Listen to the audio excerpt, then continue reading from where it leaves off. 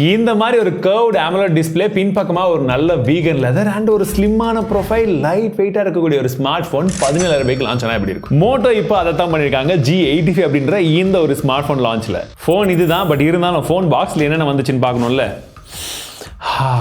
அது வரல. போன் வாட்டியெல்லாம் கொடுத்தாங்க, இந்த வாட்டியெல்லாம் இல்லை. ஓப்பன் பண்ண உடனே பார்த்தீங்கன்னா உங்களுக்கு இந்த மாதிரி ஒரு பேப்பரில் தான் இந்த ஃபோன் இருந்தது. இதுக்குள்ள ஒரு சில புக்லெட்ஸ் அண்ட் சிம் எஜெக்டர் 2ல வந்து கொடுத்துருக்காங்க. 33 வாட்கான fast charger and type A to type Cக்கான கேபிளும் கொடுத்துருக்காங்க.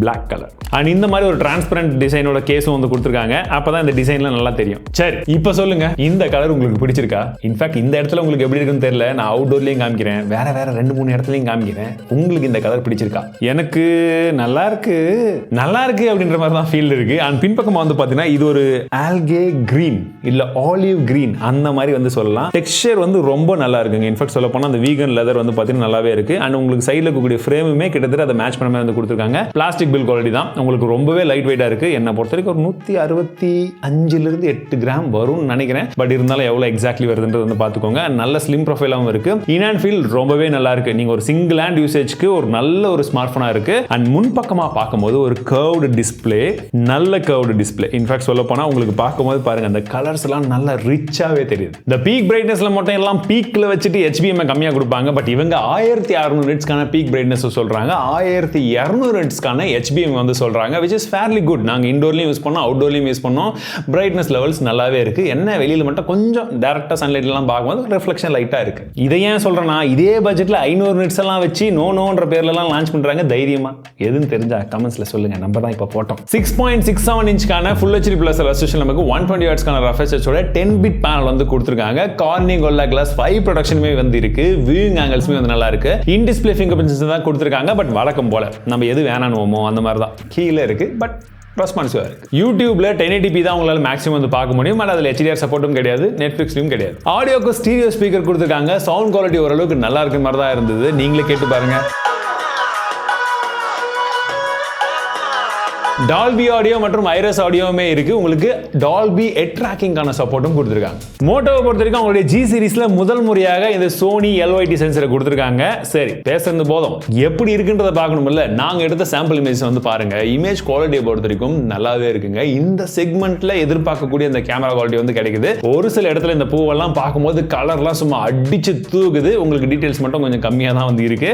ஸோ இதெல்லாம் இனிஷியல் இம்ப்ரெஷன்ஸ் தான். ஸோ உங்களுக்கு இந்த இமேஜஸ் எல்லாம் பார்க்கும்போது எப்படி இருக்குன்றத சொல்லுங்க. ரெண்டாவது கேமரா வந்து பாத்தீங்கன்னா 8 மெகாபிக்சலுக்கான சென்சர். இது வந்து பாத்தீங்கன்னா உங்களுக்கு அல்ட்ரா வைடு, மேக்ரோ, டெப்த் எல்லாமாவும் இருக்குமா. இந்த போட்டோஸ் எல்லாம் பார்க்கும்போது உங்களுக்கு எப்படி இருக்குது. அண்ட் டெப்த்தை பொறுத்த வரைக்கும் வந்து பாத்தீங்கன்னா ஹியூமன் சப்ஜெக்ட்ல ஓரளவுக்கு வந்து பரவாயில்ல. ட்ராக்கிங் எல்லாம் வந்து ஏதாவது எஜுகேஷன்லாம் ஓரளவுக்கு பரவாயில்லையா வந்து இருக்கு. பட் நீங்க வண்டி கண்டி எல்லாம் எடுத்தீங்கன்னா கொஞ்சம் முன்ன பின்ன வந்து போகும். இதுல மட்டும் கிடையாது, நம்ம பார்க்குற மேக்ஸிமம்ல இருக்கு.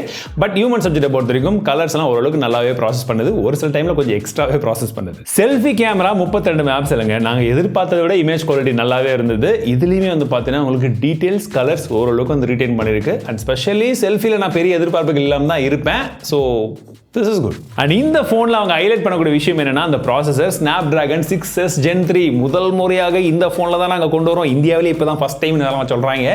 சரி, இந்த ப்ராசஸர் என்னடான்னு பாத்தீங்கன்னா, அந்த Snapdragon 695 இருந்துச்சு பாருங்க, அதோடைய கொஞ்சமா ஒரு அப்கிரேட் பண்ணி ஒரு சக்சஸர் மாதிரி. சரி, இதுல எந்த அளவுக்கு பெஞ்ச்மார்க் ஸ்கோர்லாம் வருதுன்னு பார்க்கும்போது Antutu வந்து பாருங்க, உங்களுக்கு 4,90,000 வருது. CPU throttling-லயுமே 90% வந்திருக்கு, which is fairly good. 3D mark test-லயுமே 99.5% stability வந்திருக்கு. பரவாயில்லைங்க, இதுவுமே ஒரு நல்ல ஸ்டெபிலிட்டி ஸ்கோர் அப்படின்னு வந்து சொல்லலாம். ஸோ ப்ராசஸர்ல நம்ம எதிர்பார்க்கக்கூடிய அந்த ஸ்டெபிலிட்டி எல்லாமே வந்து இருக்கு. பட் இதுல கேமிங் எல்லாம் நீங்க புஷ் பண்ணலாமான்னு கேட்டீங்கன்னா, இது ஒரு கேமிங்கான ப்ராசஸர் கிடையாது, கேமிங்கான போனுமே வந்து கிடையாது. நீங்க கேஷுவலா கேமிங் எல்லாம் விளையாடுறீங்கன்னா அதுக்கு ஓகேவா இருக்கும். புது ப்ராசஸர் இன்னும் டெஸ்ட் பண்ண வேண்டியது இருக்கு. உங்களுக்கு ஒருவேளை ஃபுல் ரிவ்யூ வேணும்னா என்ன பண்ணணும் உங்களுக்கே தெரியும். பண்ணுங்க, சீக்கிரமா ஃபுல் ரிவ்யூல எல்லாத்தையுமே டெஸ்ட் பண்ணி வந்துருவோம். LPDDR4X கான RAM டைப் கொடுத்திருக்காங்க. UFS 2.2 கான ஸ்டோரேஜ் டைப் இருக்கு. அண்ட் இதுல வந்து பாத்தீங்கன்னா உங்களுக்கு 8GB 128GB base variant. But 12GB 256GB அப்படின்ற வேரியன்ட்டும் வந்து 20,000 ரூபாய் பட்ஜெட்குள்ளே கொடுக்குறாங்க. OS பொறுத்த வரைக்கும் Android 14 கொடுத்திருக்காங்க. பட் நம்ம லாஸ்ட் டைம்லாம் சொல்லியிருந்தோம் இல்லையா, பிரீமியம்லாம் அந்த அலோ UA கொடுக்குறீங்களே, இந்த பட்ஜெட்ல வர்றதுலையும் கொடுத்தா நல்லா இருக்குமே சொல்லியிருந்தோம் இல்லையா, காது கேட்டுருச்சு போல. இதுலயுமே அது அலோ UA கொடுத்திருக்காங்க. அதுல இருக்கக்கூடிய எல்லா விதமான ஃபீச்சர்ஸுமே இந்த மொபைல்லையுமே ரெண்டுமே வந்து இருக்கிறது ஒரு கூடுதல் ப்ளஸ். நிறைய விதமான ஃபீச்சர்ஸ் இருக்குது, அதெல்லாம் ஒன்றா சொல்ல வேண்டிய அவசியம் இருக்காது. நீங்கள் ஐ பட்டனில் அந்த வீடியோ கொடுத்துருக்கேன், ஃபுல்லாக செக் பண்ணி பாருங்கள். இன்க்ளூடிங் ஸ்மார்ட் கனெக்ட்டுமே இதில் இருக்குது. உங்ககிட்ட எந்த லேப்டாப் எது இருந்தாலுமே நீங்கள் அந்த ஆப் இன்ஸ்டால் பண்ணிட்டு கனெக்ட் பண்ணிங்கன்னா உங்கள் ஃபோனை கம்ப்ளீட்லி அங்கே யூஸ் பண்ணிக்கலாம். அப்டேட்டை பொறுத்த வரைக்கும் முன்னெல்லாம் 1+3 தான் கொடுப்பாங்க, பட் இந்த வாட்டி 2+4 கொடுத்துருக்காங்க. நீங்கள் 2 OS அப்டேட் வரும், 4 வருஷத்துக்கான செக்யூரிட்டி அப்டேட்டும் தந்திருக்காங்க. நல்ல ஒரு இம்ப்ரூவ்மெண்ட். கனெக்டிவிட்டிக்கு ப்ளூடூத் 5.1 கொடுத்துருக்காங்க, NFC கிடையாது. உங்களுக்கு டைப் சியும் வந்து பார்த்தீங்கன்னா USB 2.0 தான் கொடுத்துருக்காங்க. IP52க்கான ரேட்டிங் தான் இருக்கு. அண்ட் உங்களுக்கு Vivo NRக்கான சப்போர்ட் இருக்கு. அண்ட் இந்த பட்ஜெட்ல எங்களுது தான் பெஸ்ட் 5G ஃபோனா இருக்குன்றது போல அவங்க கிளைம் பண்ணாங்க. ஏன்னா 13 5G பேண்ட்ஸ் வந்து தராங்க, இன்க்ளூடிங் நான் Vivo NR சொன்னேன்ல. ஸோ மேக்ஸிமம் தேவையான சப்போர்ட்டுமே அதில் வந்துடுது.